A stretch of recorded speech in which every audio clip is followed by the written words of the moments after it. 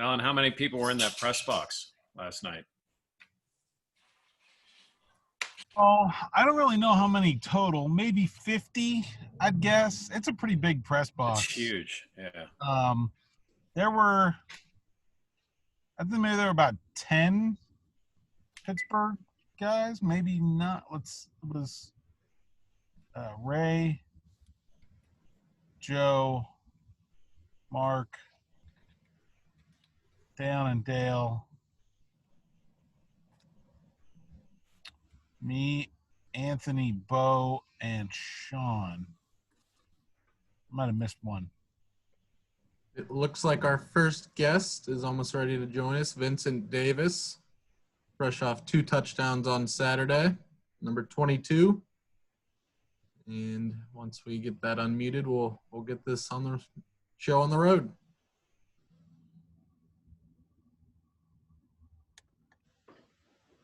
Hey, Vince, can you hear us? Yeah, what's up, guys? What's up? What's up, RJ? RGZ, what's up, baby? What's up? Do we have any questions for number 22? Yeah, Vince, how you doing? I'm doing fine, and you? I'm doing well. Thank you. I was wondering, I'm sure there are enough chairs in your meeting room for all you running backs, but are there enough footballs to go around for you on Saturdays? It's enough for everybody in the room. We got enough balls, enough for everybody. What's it like, Vincent, being involved with a 5-headed monster at running back? I mean, that's tremendous. It feels good being able to, you got guys you can rely on, you can lean on guys. If anything happened to one of us, we can look over to the next person and know that we can rely on the next guy and we can put the next guy in. So, Vince, what separates you guys? What separates us? Yeah. From last year to this year? I mean, to try to, everybody wants a chance to get as many carries as possible. How do you separate yourself from the other guys? Is it just performance? Are there little things that we don't see? How do you separate yourself? Yeah, it's the little things. Basically doing the little things right, getting the details right, and just executing, just moving fast, playing fast, being able to play fast and transition. Vincent, what's it been like, from last year to this year? You kind of have the same offensive line. Do you see a year of growth out of those guys kind of playing together for a whole year? Oh, definitely. ACC got some trouble.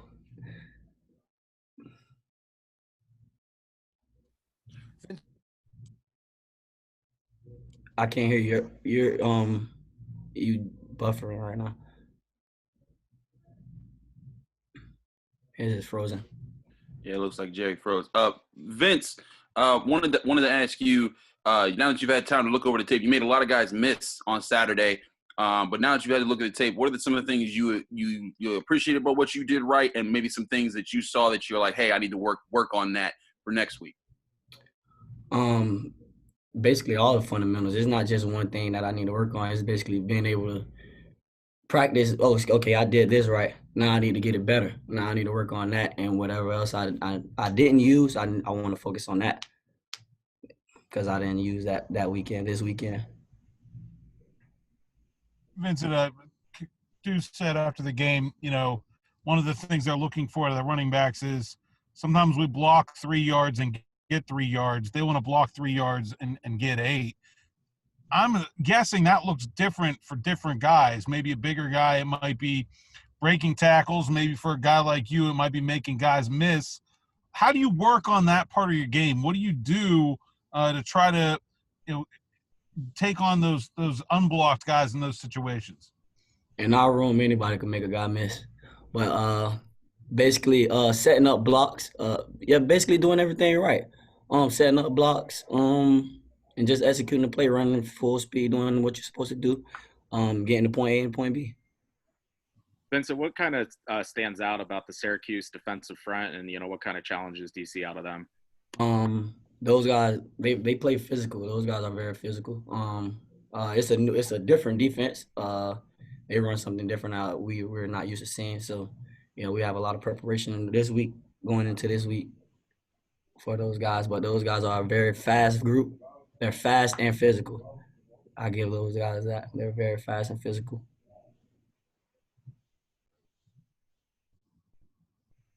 Vincent, sorry if you were asked this before, but have you ever kind of been in this situation where there's so many cooks in the kitchen with this backfield. I mean, there's so many guys who can get the ball, even going back to high school, or would you even compare it to last year? I guess. I mean, last year it was the same guys. It's just we weren't mature enough. Now this year, I feel like we're very mature. We understand more. Understanding what we have to do, understanding others around us, and yeah, that's the difference. I think in us. Vincent, with so many guys back and your coordinator back, did you kind of feel a game like that coming? And then how do you build off that and continue it into the next week? We knew that game was coming. We knew that game was coming.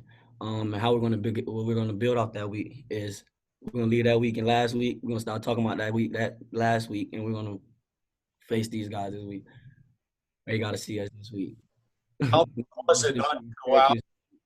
How tough was it not to go out and celebrate, after being, waiting and anticipating this so long, and then here you are with this big opening win, and now you want to go out, just be, 20 years old? With Coach Powell, there's no celebrating. You get in the end zone, get a ball to the ref, and enjoy the little touchdown with your teammates and come to the sideline. So, I mean, with celebrating it, it don't make no difference for me. Vince, obviously, Izzy is going to be, making an impact this year. You came in as a true freshman last year and made an impact. What kind of, what have you seen out of him, whether that was in spring ball, whether it was training camp in week 1, and kind of, do you see any similarities in the way that he's kind of come in as you came in last year? Everybody brings something different to the table. So it's not like, oh, this guy, but everybody gets the jobs done. But with Izzy, seeing him coming in, that I ain't gonna lie, that kid's a freak. He's different. He's powerful, strong. He's fast. He could go from 0 to 100 real quick. He hits his top end speed very fast. Like he can make a person miss, or he could run through you, make a person miss, or run past you. Who in the running back room would win in a 40 out of the 5 of you guys? We got to get RG to, he got to schedule that. Schedule that, get a few cameras outside. We can race. Yeah, we'll have to do that. Any final questions for Vincent? Yeah, Vincent. Go ahead, Alan. Where you guys had a big play, and then you got called out like a yard short, and every time you were able to go pick up that touchdown pretty quickly. And that was something that gave you guys some trouble last year. Was that a focus coming into this season? It's just having a little better success in those short yardage situations in the red zone? I'm just going to let you know now, you're going to see more touchdowns in red zone. It's just basically everybody has a better understanding this year. It's like everybody knows what's going on. No one's lost. We have a second year on our belt under Coach Whip. So,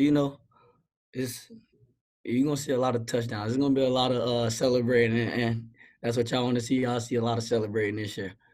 And y'all will be doing a lot of celebrating. I just want to be clear on RJ's nickname. Could you give us that one more time? I give everybody nicknames, but RJ, I call him RGeezy. That's my boy RGeezy. All right. I like it. Hey, Vincent, Coach Narduzzi made a point a couple times saying that you made people miss in the game on Saturday. Is that something, a skill you've developed over the years, or is it just God-given athletic ability? I mean, it's basically, it's instinct, but it's the work, too, that I put in with Coach Powell. Coach Powell pushes us to make these extra moves and working on fundamentals and, extra. You got to fight for your extra yards. You stiff arm, hezzy. You got to fight for those extra yards. We got to get those extra yards. If you want to play, you got to make those. You got to make something happen. What's it like playing for Coach Powell? Oh, that dude's tough. Old school. But he's easy, though. He's easy going once you get to know him. He's a good guy. He reminds me of my high school coach Donnell Bennett.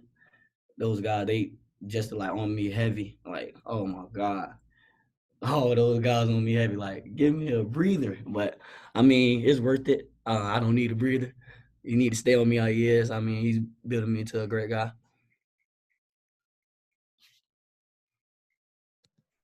Well, Vince, thank you for your time. Charismatic, informative, first-class job. Really appreciate your time today. Thank you. Was that our Jeezy? Yeah. Yes. Yeah, that was our Jeezy. Just Mind so if we're, congratulations. Thank you. Thank you. I'm good, right? Yeah. Thank you, All Vince. right, crazy Really people. appreciate it. Crazy people. We'll see you, my man. All right.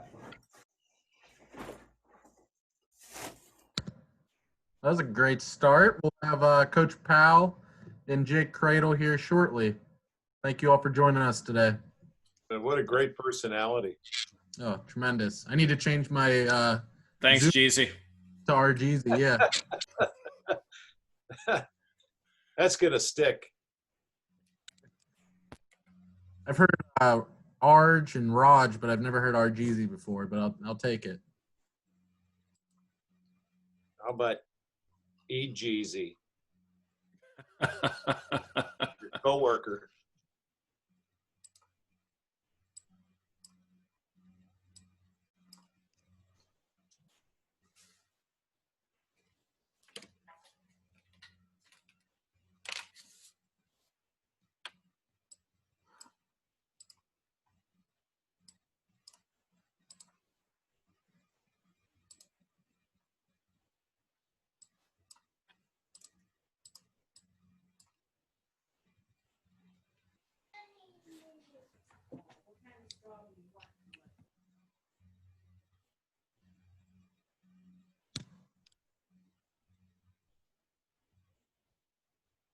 And for those of you that might have come in late, we'll have the offensive guys today. And then tomorrow we're hoping to have Coach Harley for linebackers with Servassier Dennis and Devin Danielson as well.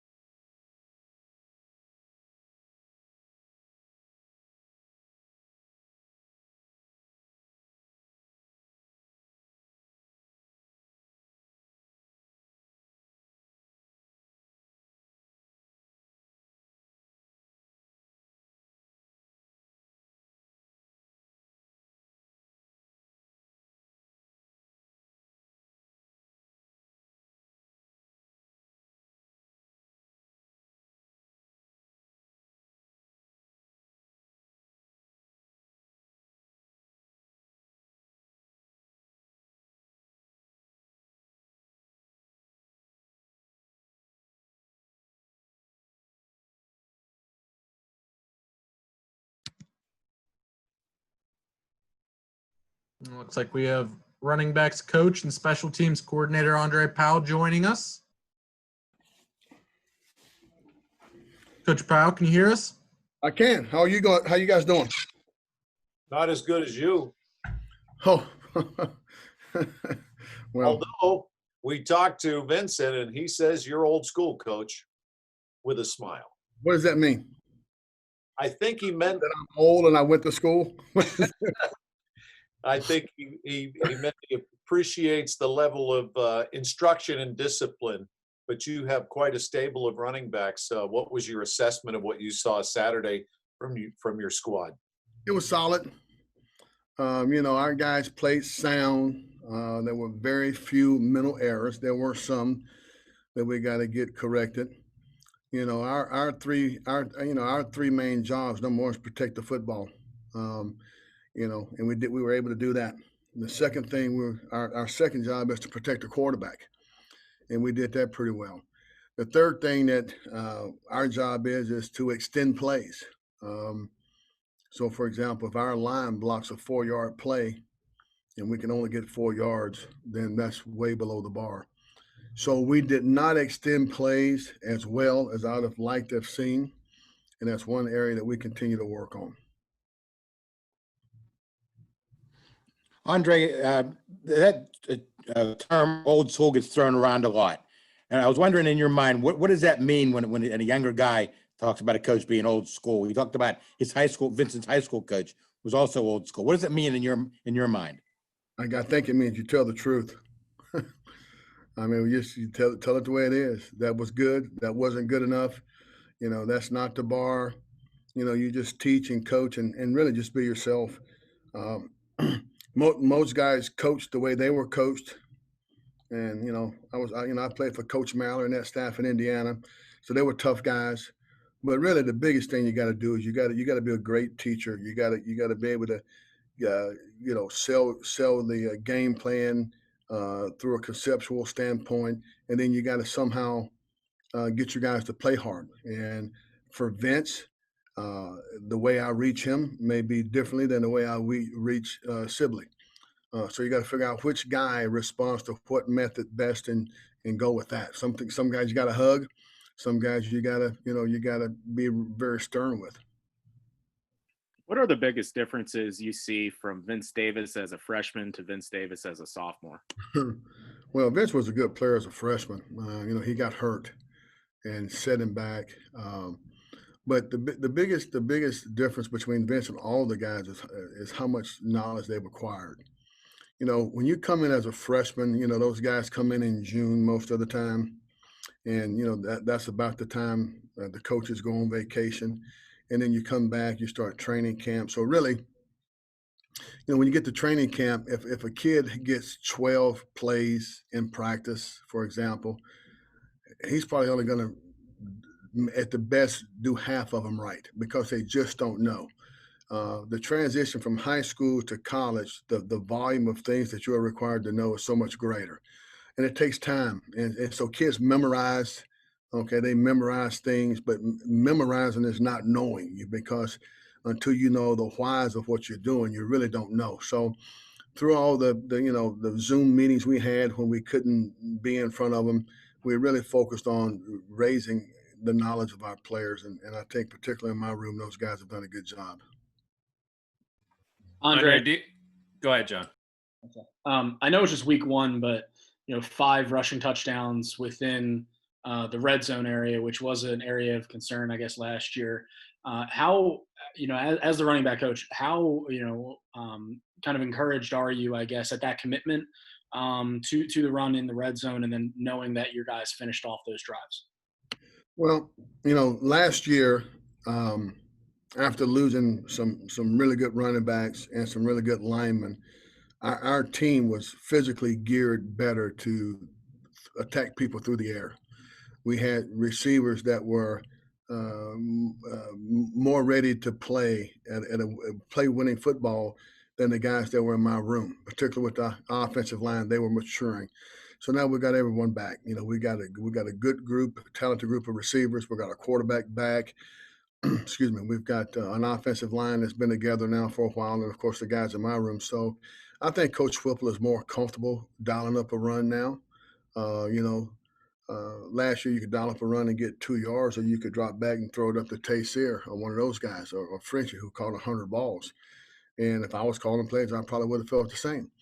And again, I think he feels more confident now that we can run the football, and hopefully it will be where we're a little more difficult to game plan and to handle, because we should be a little more balanced. You Andre, mentioned you mentioned the injuries last year to the running backs. Do you feel more comfortable this year with the depth because with the additions of Daniel and Izzy? I do. I feel like we've got enough guys that can play winning football and get through a season. Obviously, we only have 10 games left. It's different when you have 12 or 13 in a bowl game and hopefully a championship game. So we've got enough guys where I think we should be able to operate at a high level if we happen to lose a guy or two along the way with injury.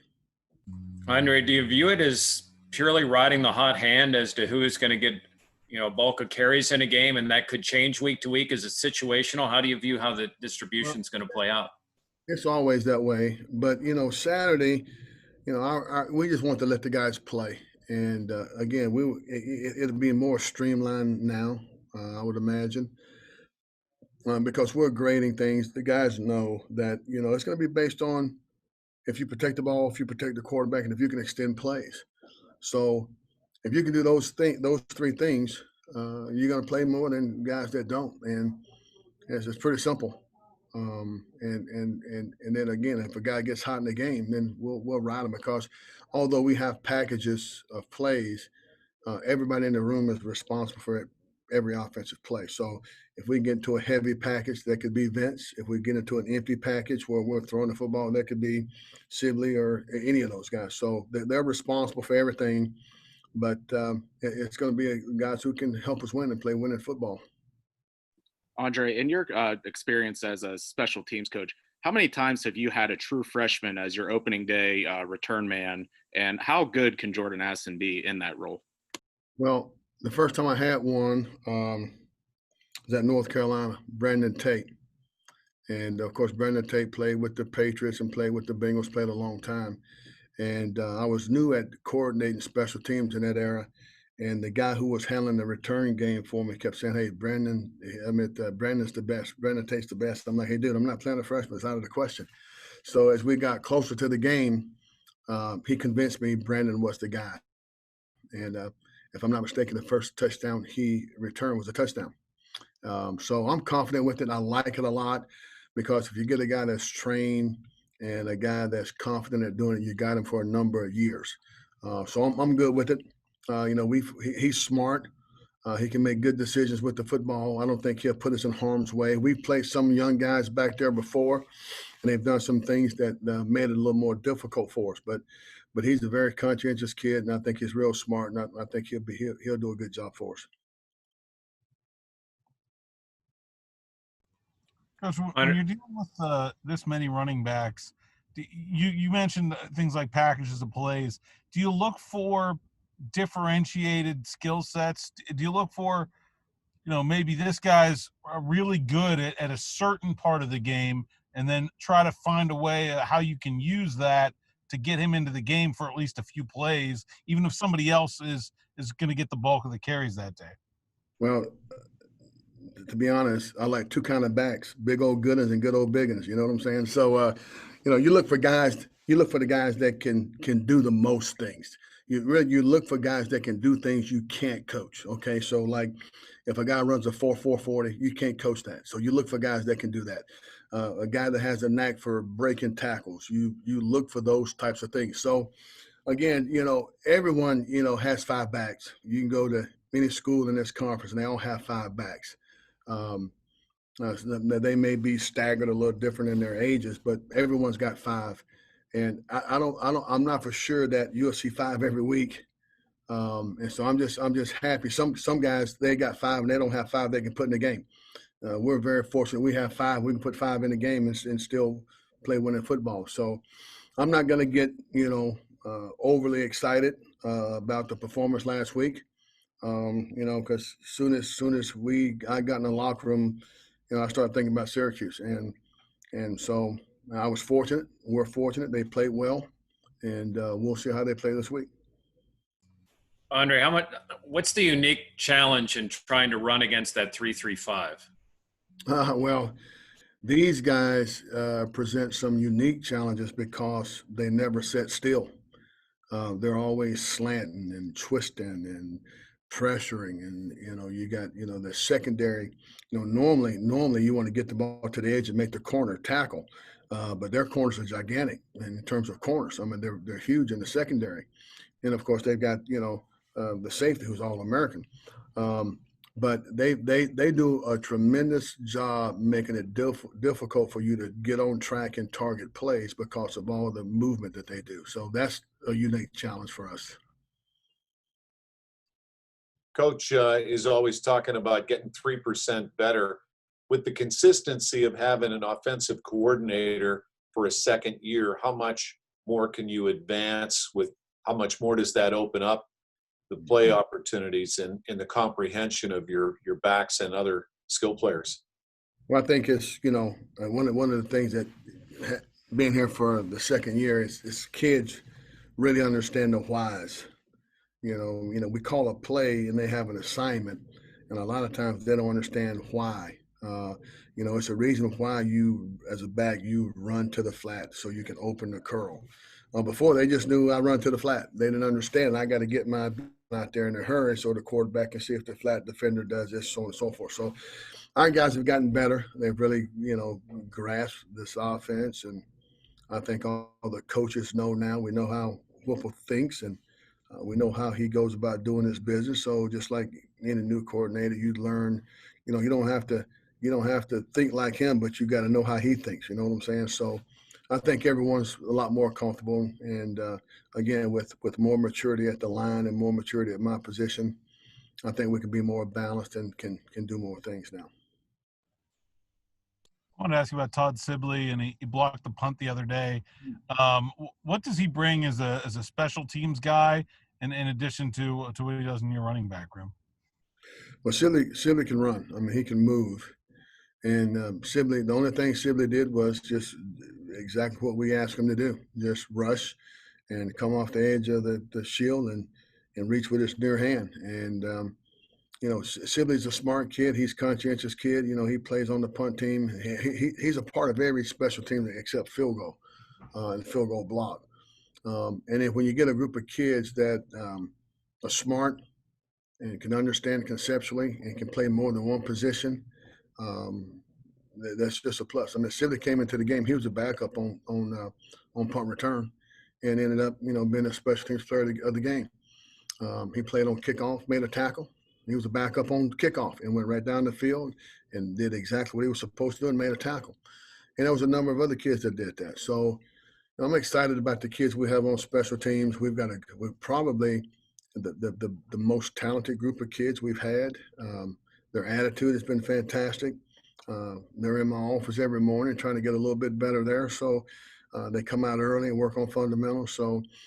And we played a bunch of young guys. I think we played 9 true freshmen on special teams. So I'm excited about how those guys perform, and I think we can play a lot better. Andre, what are your impressions early on after the redshirt year from Daniel Carter and what he can bring for you this year? Well, obviously Daniel's a different dynamic than Vince. Daniel is probably more athletic than people would think, and he's got really good balance. He's got a low center of gravity, and Daniel really likes playing. And when you get a guy that can't wait to get the meetings, can't wait to get the practice, I mean, he's fun to coach. All those guys are fun to coach, and so he's got a bright future ahead of him. He can do a lot of things. He can be a good special teams player. Just lucky to have guys like that in your program. Andre, Vince told us, or Vince called Izzy a freak, just the way that he can run and go from 0 to 100. I mean, what have you really seen from him? We got a little glimpse of it in spring camp, but throughout training camp and week 1 and kind of what you've seen on film. He's different. He's different. Again, I mean, he can run. He's long. He runs with great power and leverage. But just like everything else, unlike most freshmen, the running game part of Izzy's game, he has a good feel for. It's always the passing game, the number of protections and the adjustments based on the fronts and the blitzes, checking front side, backside, understanding you got to get to the flat. And, it's a lot. They get bogged down a lot in the passing game. So we've got to invest more time with him, getting him caught up in the passing game. But when you turn around and hand him the ball, he can figure it out. Do we have any final questions for Coach Powell? All right, Coach. Really appreciate your time. Thank you. Okay, take care. Great job.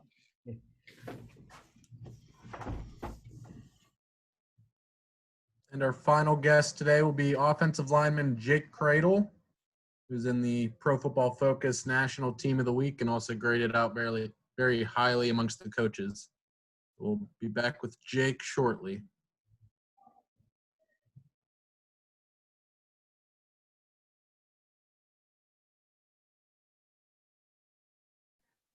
RJ, you're going to post these videos at some point today, right?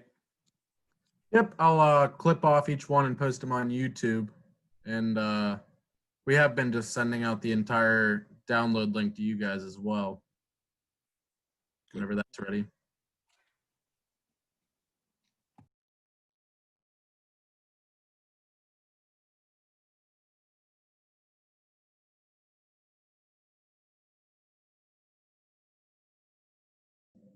Which we appreciate greatly, RJ. Thank you.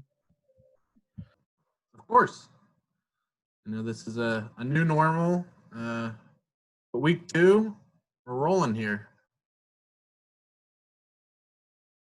Try and get in some kind of rhythm this year. And there he is. Butler's finest. What's up, Jake? Sorry. What's up, RJ? How you doing? Thanks for joining us.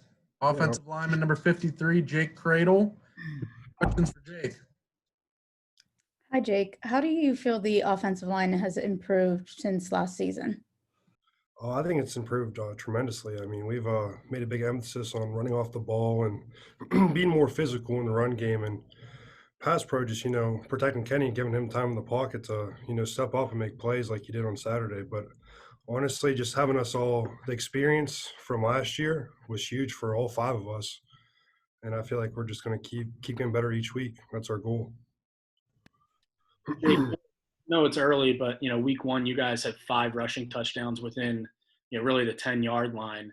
That didn't happen a lot last year. And I know, again, it's just week 1, but how encouraging is it to kind of get that trust to like you said, we kind of run off the ball and knock Austin P off the front and then really power those touchdowns in early?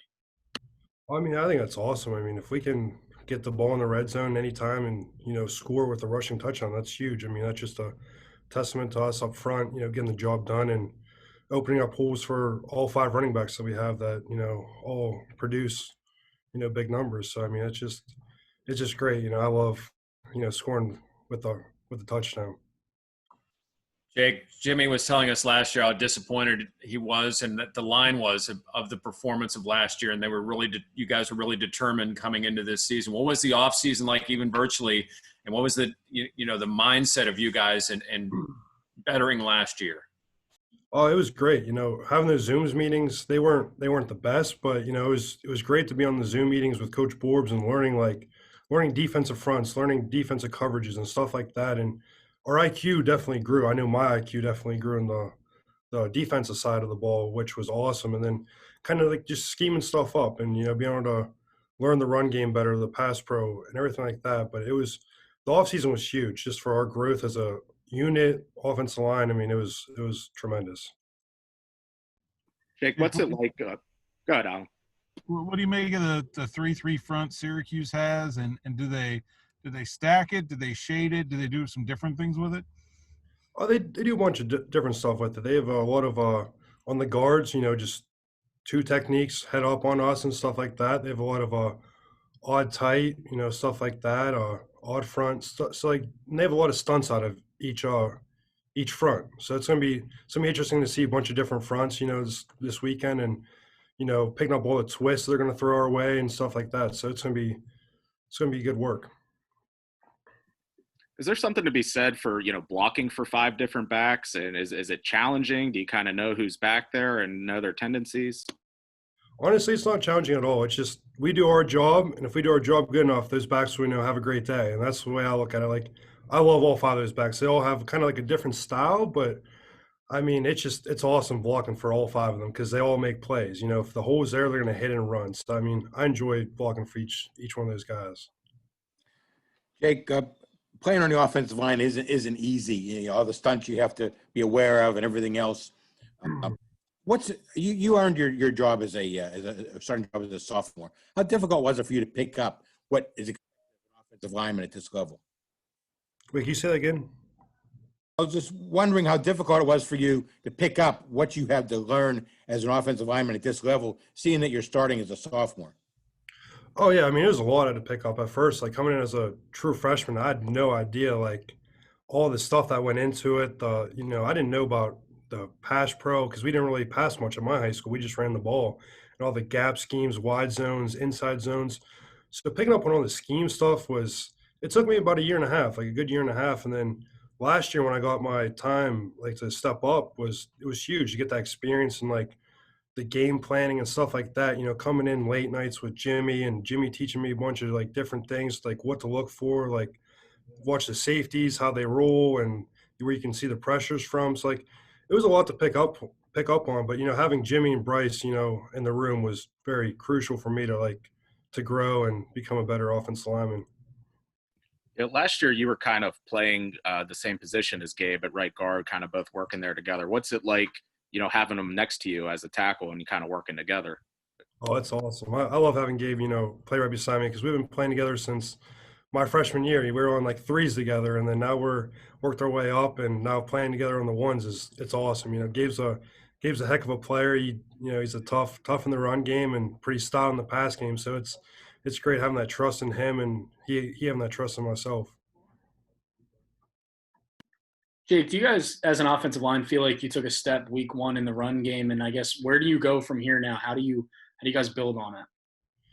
I think we took a step. I think we can, keep running off the ball harder, getting every assignment that we have, and just becoming a more dominant offensive line. Just giving up no pressures, nothing, and just continue to stack on what we did last week and just keep moving forward and opening up holes for our running backs that are going to make plays for us. We were talking to Pat, and he was saying you guys have been doing some team building things. I actually think his quote was like some weird lineman stuff. So what's some of the weird lineman stuff, and how does that help the camaraderie on the unit there? I wouldn't say it was weird, but like we just hang out a lot. Like outside of football, we just try to go to each other's houses and just hang out with each other and just build on a bunch of just get to know each other more just outside of the football part and have better trust on the field, which that's one thing that we all did. There was all like 18 of us.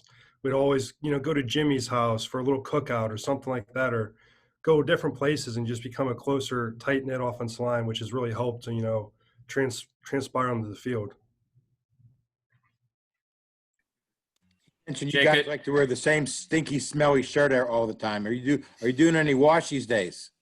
Yeah, I haven't done a wash for about 2 weeks. I need to go to the laundromat soon. But yeah, during camp we had a shirt had passion with I forget what the guy's name, but we had wore that shirt for 2.5 weeks during camp. So it was kind of just like just a little team building, I guess you could say. Just all having that same shirt. Everyone knew us. We were kind of loud.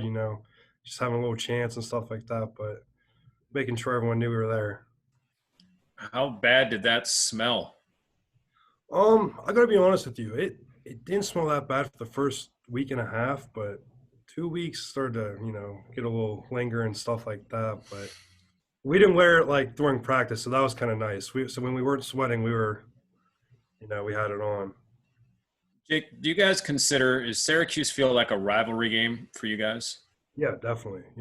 We played them since, I guess, I heard the stat like 1918, something like that, for the past 100-some years. I mean, to us, every game's like a rivalry game. We take every game very serious, but definitely, Syracuse, we've played them tough the past 3 years. So, I mean, we need to come out and, use everything to our advantage. How are you dealing with integrating with the university and the students and keeping yourself as safe as you can and trying to stay in the bubble? Oh yeah, I live in South Oakland. I'm not even going to campus. All my classes are online. Granted, the food's over there, but I've been Uber Eats, so that's been kind of nice. Just going on my phone and seeing what I want, and they'll come deliver it to me. But I've been trying to stay as far away from campus as I can, because I'm not trying to get this COVID. I want to stay on the field as much as I can for my teammates and for myself. And yeah, we're all staying in our houses, trying to wear a mask if we do go out, if we have to go somewhere. But for the most part, I'm just trying to stay in South Oakland and not going to actual Oakland where the students are. What's your go-to for Uber Eats? Chipotle that's my go-to. I'll have that almost every day. Just, yeah, the bowl. Any final questions for Jake? Jake, really appreciate your time. Great job, man. Thank you so much for taking a few minutes with us today. All right, thank you guys. I appreciate it. Have a good day. Thank you, Jake. Good Good luck. name likeness pass so Jake can get some cash from Chipotle next year. Some image money in the future.